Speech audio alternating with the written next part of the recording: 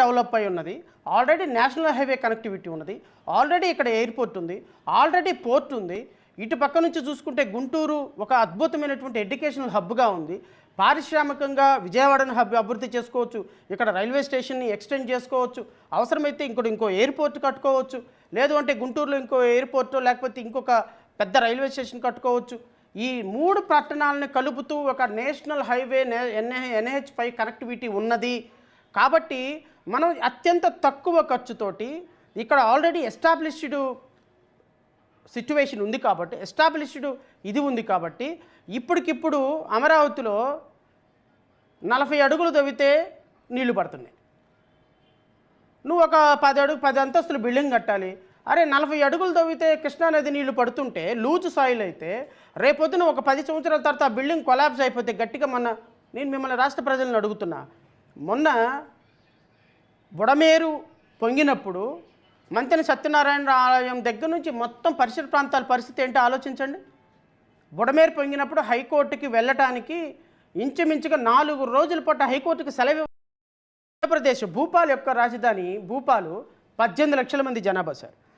మహారాష్ట్ర ముంబైది 2.8 కోట్ల మంది జనాభా. ఒక ముంబై రాష్ట్రం, ఒక ముంబై క్యాపిటల్ సిటీ తీసుకుంటే 2.8 కోట్లు.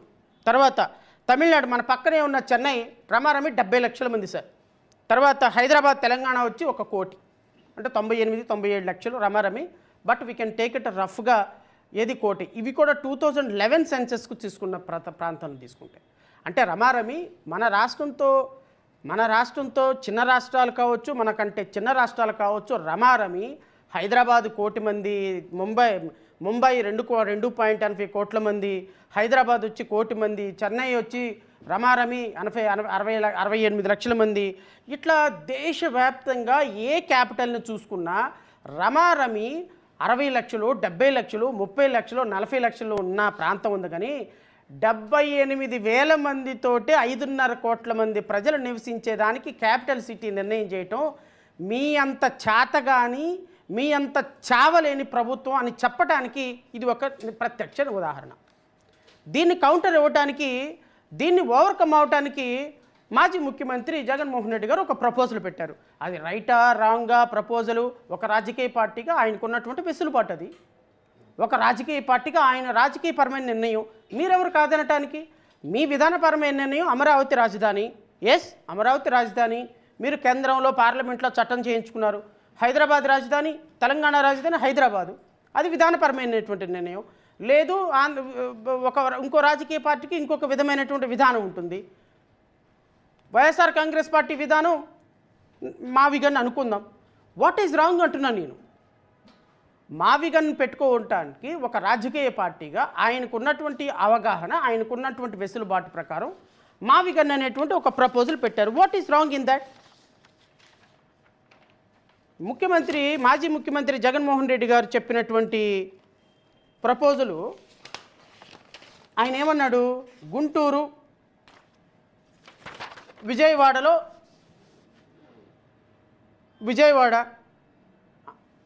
ఇప్పుడున్న క్యాపిటల్ సిటీ ఏరియాలో 78,000 మంది ఉన్నారండి. 78,000 మందితోటి ఒక రాజధాని ప్రాంతం ఎప్పటికి అభివృద్ధి చెందుద్ది?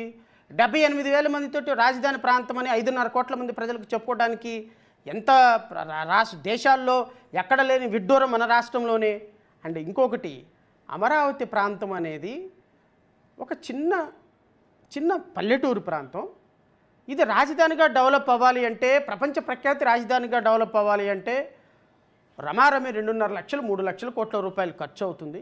రాష్ట్రం ఆర్థిక పరిస్థితుల్లో ఉన్న కారణంగా రాష్ట్రానికి ఇప్పటికే మీరు వచ్చినటువంటి 2.5 సంవత్సరాల కాలంలో రమారమి 3,60,000 కోట్ల రూపాయలు అప్పు చేసి పడేశారు.